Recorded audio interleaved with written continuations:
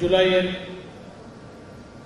অকুতভয় লড়াইয়ে যারা আহত ক্ষতবিক্ষত দেহ নিয়ে এখানে উপস্থিত হয়েছেন আমাদের সেই সব জুলাই যোদ্ধা ভাইয়েরা,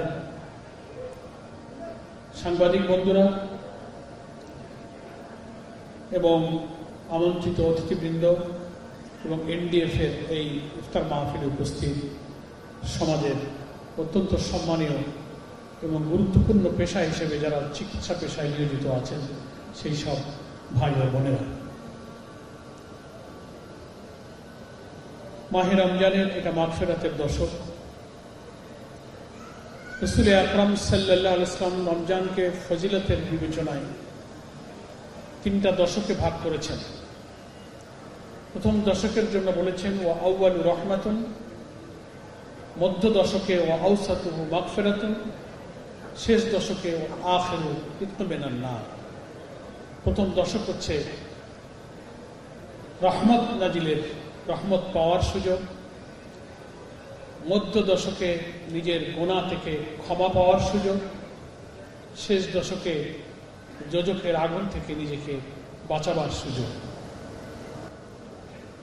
আজকের এই দোয়া এবং ইফতার মাহফিলে আমাদের রব, যিনি মালিক ইয়াউমিদ্দিন, যার কাছে আমাদের সবাইকে ফিরে যেতে হবে, তিনি দয়া করে মেহরবানি করে এবারে রমজানকেও আমাদের ভাগ্যে নসিব করেছেন। রহমত, ক্ষমা, দোজখের আগুন থেকে বাঁচাবার এই সুযোগ কত রোজাদাররা গত রমজানেও পেয়েছিল, এবার আমাদের সাথে তারা নেই। তো আল্লাহ দয়া করে আমাদেরকে বাঁচিয়ে রেখেছেন, ক্ষমার এই মাসে আমাদেরকে ক্ষমা চাওয়ার সুযোগ দিয়েছেন। অনেকেই আমরা অসুস্থ, জুলাই আন্দোলনে আঘাতপ্রাপ্ত, ক্ষতবিক্ষত, শহীদ পরিবারের সদস্যরা তাদের আপনজন হারানোর বেদনায় অশ্রুসিক্ত, বেদনাহত। সবাই আমরা আল্লাহর কাছে শুকরিয়া আদায় করছি যে আল্লাহ তাআলা আমাদেরকে এই নিয়ামত রমজানের দিয়েছেন। আমরা যেন রমজানের প্রকৃত হক, প্রকৃত তাৎপর্য, প্রকৃত দাবি পূরণ করে এই রমজানে আল্লাহ তাআলা যাদেরকে ক্ষমা করেন, জাহান্নামের আগুন থেকে বাঁচান, রাসূলের হাদিসে যেটা পাওয়া যায়, সেই সব ক্ষমাপ্রাপ্ত বান্দা বান্দীদের মধ্যে আল্লাহ যেন আমাদেরকে শামিল করেন। আল্লাহর কাছে আমরা সেই দোয়া করছি। সবাই বলুন আমিন। আল্লাহ আমাদেরকে এখানে উপস্থিত হওয়ার সুযোগ দিয়েছেন, সেজন্য আমি শুকরিয়া আদায় করছি। শেষ হয়ে যাবে কিছুক্ষণের মধ্যেই দোয়া কবুলের বরকতময় সময়। ইফতারির পূর্ব মুহূর্তে আমরা দোয়া করব এবং ইফতার করব। দুটো কথা আমি তার আগে বলি। প্রথম কথা হচ্ছে যে জীবনে রমজান তো কত পেলাম, 20, 30, 40, 50, 60, 70 বছর পার হয়ে যাচ্ছে জীবনে। রমজানের ফজিলতের বর্ণনাগুলো, লোভনীয় কথাগুলো, ক্ষমার কথাগুলো, দোজখ থেকে বাঁচার কথাগুলো শুধু শুনছি। কিন্তু আমরা যারা হাজির বা যারা রোজা রাখি, আমরা মুমিন ভাই বোনেরা, আমরা নিজেরা কতটা রোজাকে সেই ক্ষমা পাওয়ার উপযুক্ত করে আমরা আদায় করতে পারছি।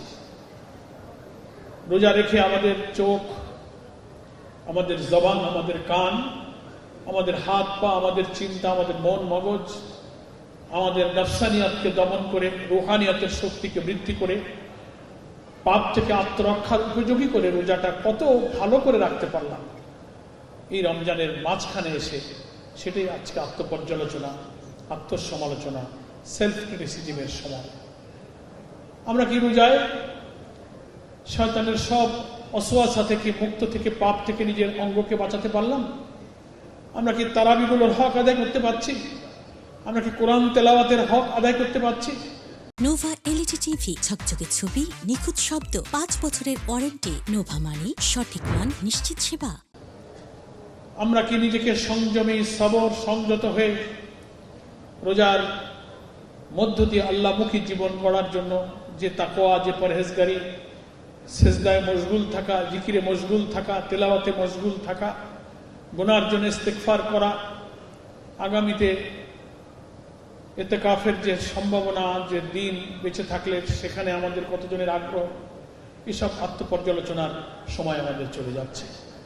আমরা দোয়া করব, আল্লাহর কাছে আমরা মাগফিরাত চাইব। আল্লাহ জীবনে যতগুলো রমজান তুমি দিয়েছ, রাসূল সাল্লাল্লাহু আলাইহি ওয়াসাল্লাম যে বলছেন সে বড়ই হতভাগ্য যে রোজার মাস জীবনে পেল অথচ তার গুনাহ মাফ করাতে পারল না। রাসূল বলছেন সে বড়ই হতভাগ্য। আল্লাহর কাছে আমরা ক্ষমা চাই, হায় আল্লাহ, হায়াত থাকতে এই সব হতভাগ্যদের মধ্যে তুমি আমাদেরকে সামিল করো না, তুমি ক্ষমাপ্রাপ্তদের মধ্যে আমাদেরকে তুমি সামিল করো। শেষ কথা হলো, জুলাই যোদ্ধা, জুলাই আহত, জুলাই শহীদ, এখানে তারা আছেন।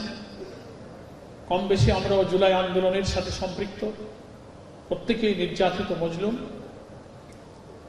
যে স্বপ্ন, যে গণ আকাঙ্ক্ষা নিয়ে 18 কোটি মানুষের পক্ষে তারুণ্যের এই শক্তি, মৃত্যুঞ্জয়ী শক্তি, অকুতভয় অদম্য সাহস নিয়ে যারা অত্যাচারী শাসকের বিরুদ্ধে লড়াইতে নেমে দিনকে বদলে দিয়েছিলেন, নতুন বাংলাদেশের একটা অভিযাত্রায় আমাদের যে যাত্রা শুরু হয়েছিল, আমরা ভেবেছিলাম ফ্যাসিবাদ বিরোধী আন্দোলন যারা একসাথে আমরা লড়াই করেছিলাম, আমরা সবাই গণ আকাঙ্ক্ষাকে ধারণ করব, জুলাইয়ের চেতনাকে ধারণ করব, গণতান্ত্রিক আকাঙ্ক্ষাকে ধারণ করে বিদ্যমান রাষ্ট্র কাঠামো পরিবর্তন করে আমার যে নতুন রিফর্ম, নতুন সংস্কার, যে জুলাই সনদকে আমরা স্বাক্ষর করেছি তার ভিত্তিতে সংবিধান পরিবর্তন হবে, আমাদের দেশটা নতুন হবে। নতুন কোন স্বৈরাচারের জন্ম হওয়ার সুযোগ আমাদের আইনে, সংবিধানে থাকবে না। শাসক যে আসবে সে অত্যাচারী হতে পারবে না। রাষ্ট্রপতি, প্রধানমন্ত্রী ক্ষমতার ভারসাম্য হবে, ক্ষমতায় এসে আজীবন ক্ষমতায় থাকার স্বপ্ন থাকবে না।